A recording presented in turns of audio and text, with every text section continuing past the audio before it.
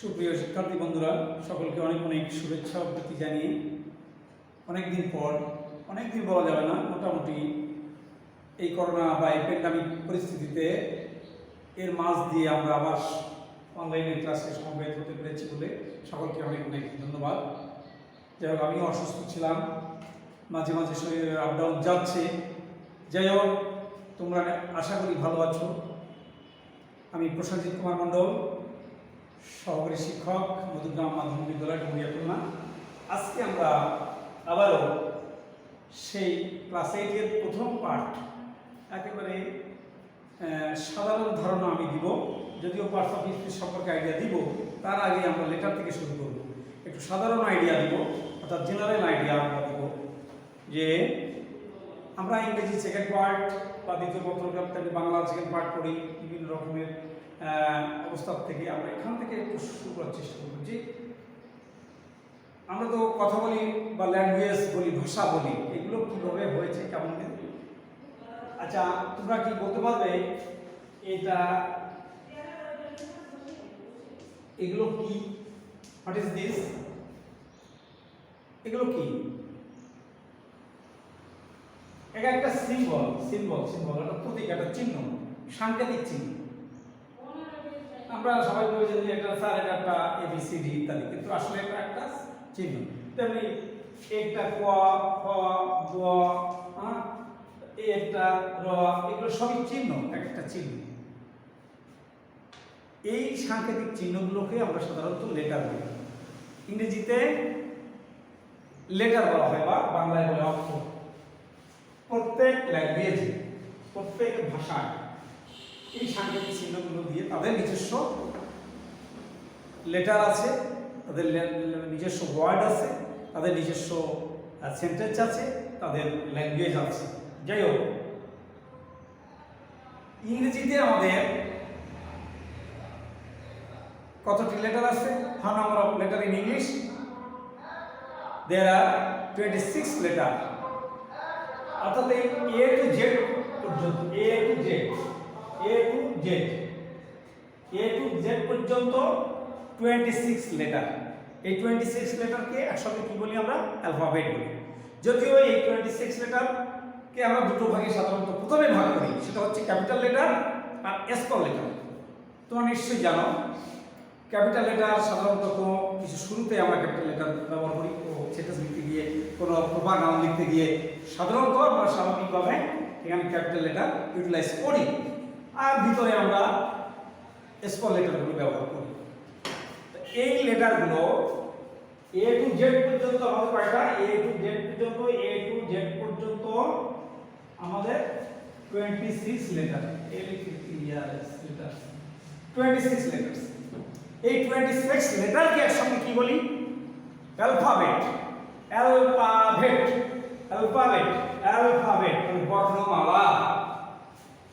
বর্ণমালা বলি, তাই তো? বর্ণমালা বলি। এই অ্যালফাবেট গুলো, there are two kinds of alphabet.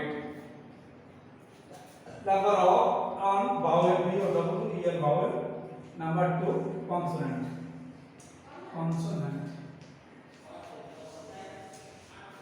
Vowel আর কনসোনেন্ট চলে গেল। এখন তাহলে আমরা সরাসরি ওদিকে, আমাদের টার্গেটটা পার্টস অফ স্পিচের দিকে।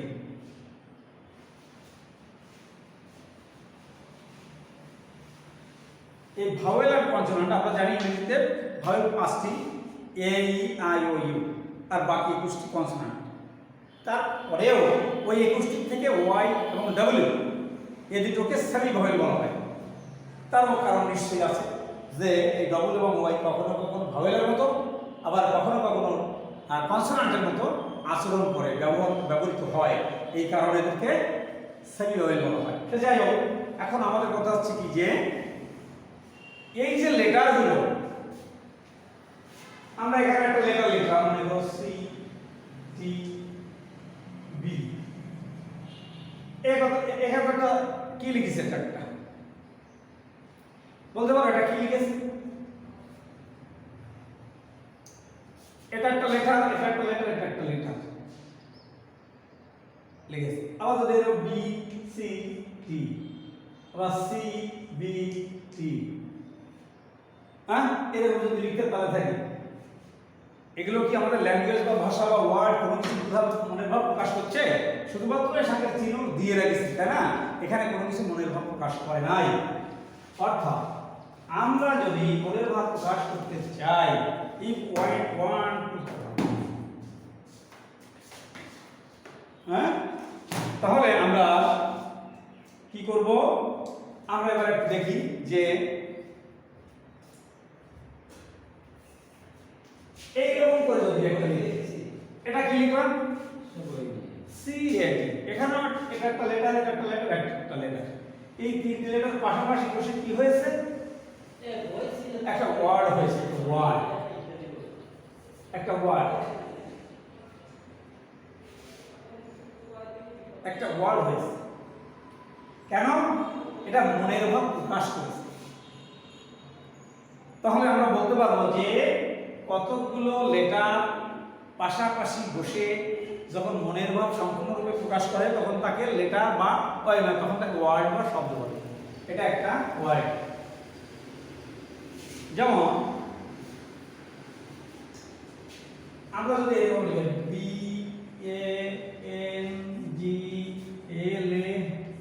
BANGALABES, এক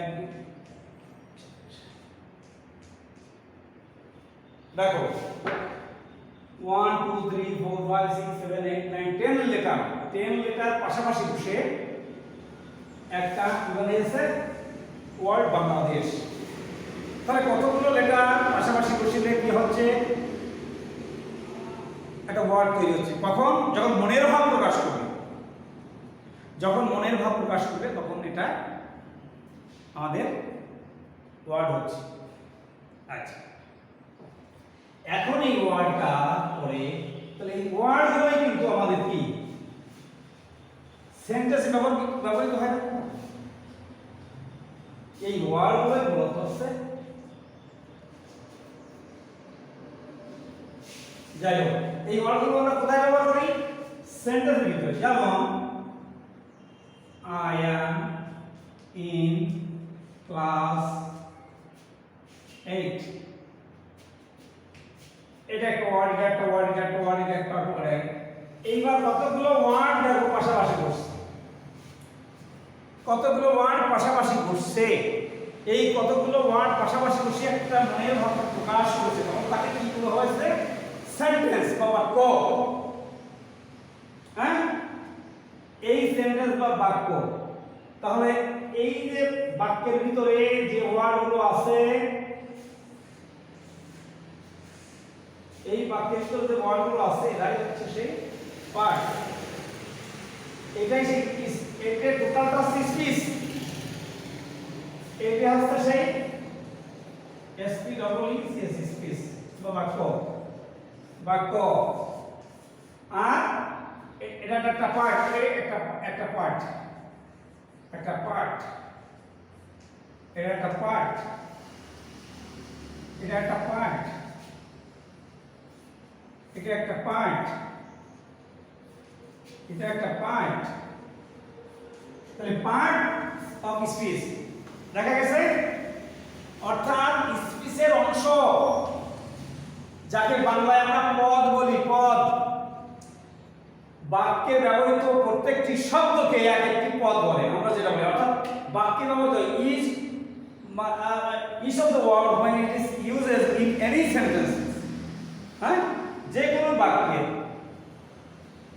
যে ওয়ার্ডগুলো আছে, which word are used, ব্যবহৃত হয়েছে, like as this word is parts of the speech, অর্থাৎ এই ওয়ার্ডগুলোই আমাদের parts of the speech। তাহলে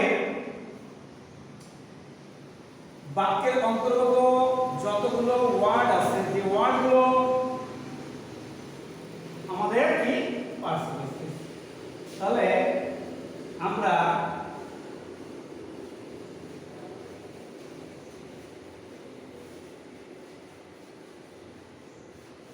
এই পার্টস অফ স্পিচ গুলোকে আমি প্রথমে বলেছি একটা সাধারণ আমরা ধারণা দিব। সাধারণ ধারণা তোমরা জেনে রাখো যে এই সাধারণ ধারণাগুলো আমাদের, যে এই যে পার্টস অফ স্পিচ গুলো আমাদের 8 প্রকার সাধারণত আমরা জানি। এখন সেটা কি কি সেই নামগুলো আমরা লিখব। there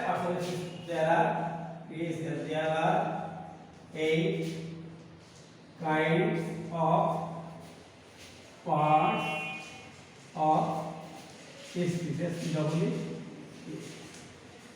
এটা আমাদের ছোটবেলা থেকে মুখস্থ হয়েছে। এখন এই পার্টস অফ স্পিচ গুলো এই 8 প্রকার পার্টস অফ স্পিচ বাক্যের ভিতরে বসে। সবাই কি একসঙ্গে বসে?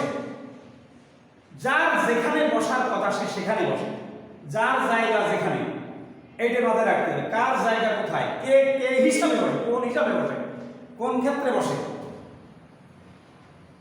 হ্যাঁ, মনে করো একটা কমিটি আছে, একটা সমিতি বা একটা বাড়িতে একটা কমিটি আছে, একটা মসজিদে বা মন্দিরে একটা কমিটি আছে। সেই কমিটির কেউ সভাপতি, হ্যাঁ, কেউ সদস্য, কেউ সম্পাদক, কেউ সাংগঠনিক সম্পাদক। যার যেখানে পদাধিকার বলে, যার যেখানে জায়গা সে সেখানেই বসে। ঠিক এই 8 জন, এই পার্টস অফ স্পিচ যে 8 জন আছে, আমরা সেই 8টা নাম আগে লিখে নিই। নাম্বার 1 একটা হচ্ছে noun, noun. Number 2 pronoun, pronoun. Number 3 adjective. Number 4 verb, adverb,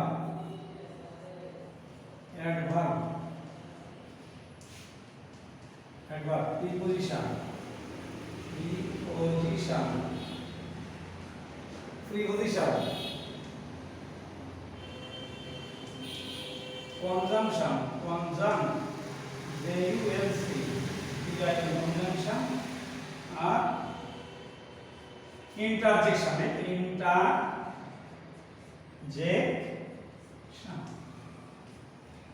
এই যে 8টি পার্টস অফ স্পিচ আমরা এখানে দেখতে পাচ্ছি, 8 জনের নাম। there are 8 kinds of parts of speech, 8 প্রকার, মানে এই ওয়ার্ডগুলো 8 ভাগে বিভক্ত।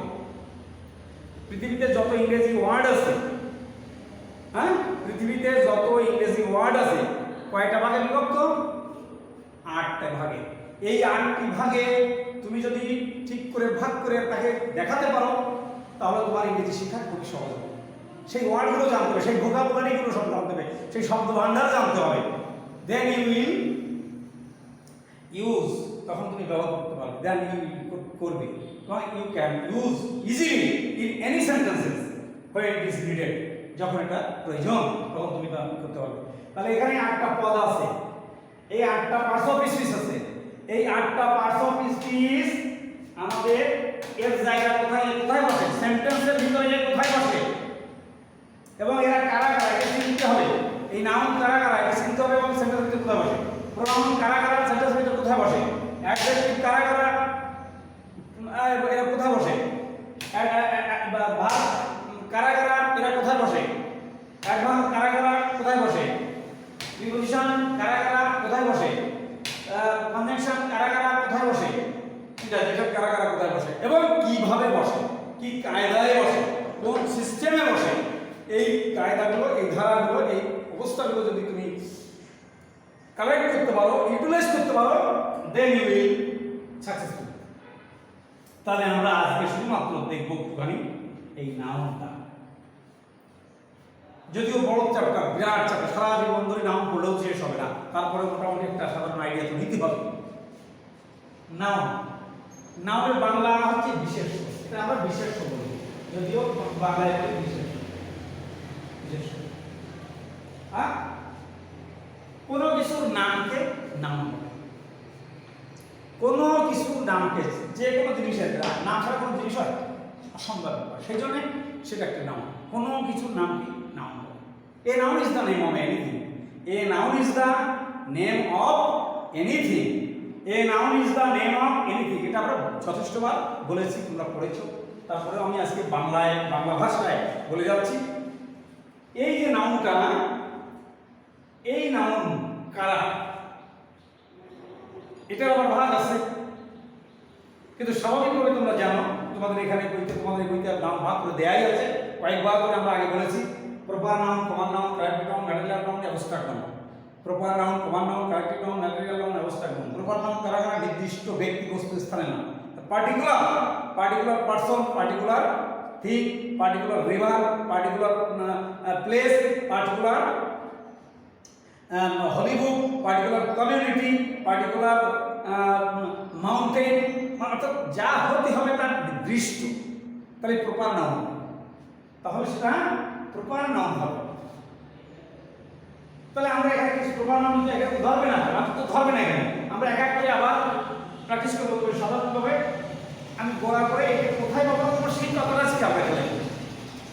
এই যে প্রপার নাউন বললাম, তারপর কমন নাউন, সাধারণ ব্যক্তি বস্তু প্রাণীর নাম, হ্যাঁ, সাধারণ ব্যক্তি father mother sister brother teacher boy girl book fan ETC everything সাধারণ নাম। যে নামটা বললে গোটা পৃথিবীর সবটাকে বোঝানো যায় সেই রকম একটা সাধারণ নামই হচ্ছে কমন নাম। কমন নাম, হ্যাঁ। এবার কালেক্টিভ নাউন সমষ্টিবাচক বিশেষ্য, অর্থাৎ police, BDR, army, students, research, হ্যাঁ, teacher, student, armies, community, cooperative ইত্যাদি ইত্যাদি। এগুলো আবার কমন নাউনের ভিতরে যাবে, আবার প্লুরাল নাম্বার হলেই সেটা কালেক্টিভ নাউনে চলে আসবে। সে যাই হোক, এরপরে আবার ম্যাটেরিয়াল নাউন। যে ম্যাটেরিয়াল নাউনগুলো কি কোনগুলো মনে আছে তোমাদের নিশ্চয়ই, যে ওজন করা যায় কিন্তু গণনা করা যায় না, যেমন ওয়াটার, মিল্ক, সুগার ইত্যাদি, হ্যাঁ, oxygen, hydrogen, gold, iron, oil, coil, হ্যাঁ, পেট্রোলিয়াম, ডিজেল, কেরোসিন ইটিসি। এগুলো হচ্ছে ম্যাটেরিয়াল নাউন। কেমন? এইবার হচ্ছে অ্যাবস্ট্রাক্ট নাউন, যেটা গুণবাচক বিশেষণ, সবগুলো এইগুলো বলছি গুণবাচক বিশেষণ, যেমন honesty, goodness, kindness, cowardness, cruelty, condition, freedom, এই যে সমস্ত ওয়ার্ডগুলো এগুলো হচ্ছে সব আবার অ্যাবস্ট্রাক্ট নাউন। অ্যাবস্ট্রাক্ট, তাহলে 5টা নাউন আমরা বলে ফেললাম টুকটাক করে। এখন এই নাউনগুলো সাধারণত কোথায় ব্যবহার করবো? সেন্টেন্সের ভিতর সাবজেক্ট এবং অবজেক্ট হিসাবে বসে। সাবজেক্ট এবং অবজেক্ট হিসাবে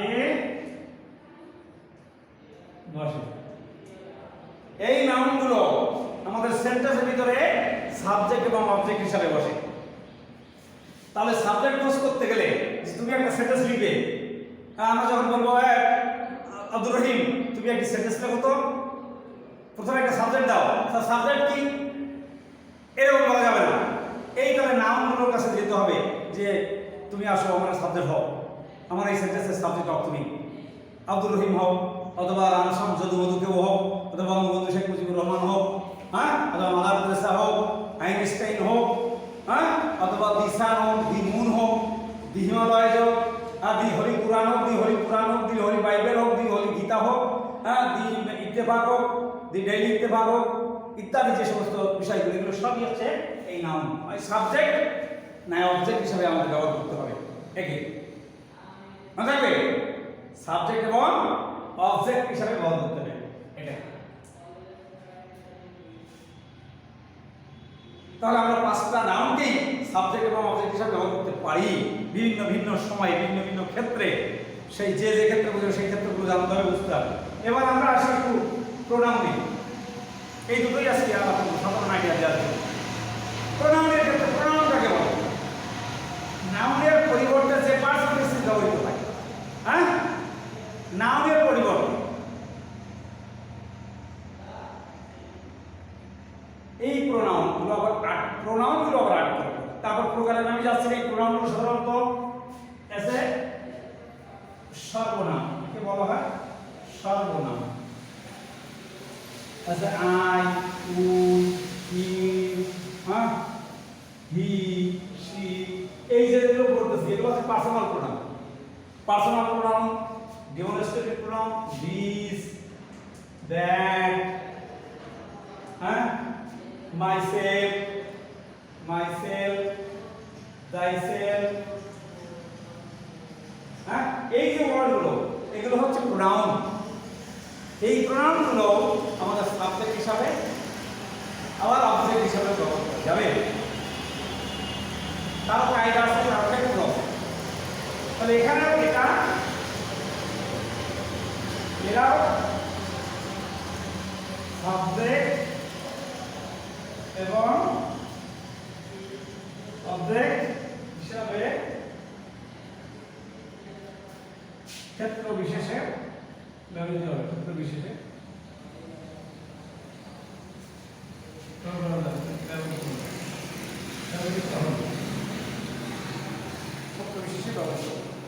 I এর অবজেক্ট মি চলে যাবে, ইউ এর অবজেক্ট আজ, ইউ এর অবজেক্ট ইউ, ইর অবজেক্ট হিম, এরকম এগুলো ব্যবহার করতে হবে। তাহলে আজকে আমরা সাধারণত দেখলাম লেটার থেকে আমরা পার্টস অফ স্পিচ চলে আসি। এই পার্টস অফ স্পিচগুলো 8 প্রকার। এই 8 প্রকার পার্টস অফ স্পিচ আমাদের নামগুলো লেখার পরে এই নাউনটা কোথায় ব্যবহৃত হবে, সাবজেক্ট হিসাবে এবং অবজেক্ট হিসাবে। প্রোনাউনগুলো কোথায় ব্যবহৃত হবে, সাবজেক্ট হিসাবে এবং অবজেক্ট হিসাবে। আগামী দিন আমরা অ্যাডজেক্টিভটাকে, ভার্বটাকে ইত্যাদি দেখার চেষ্টা করব। No more today. Thank you very much.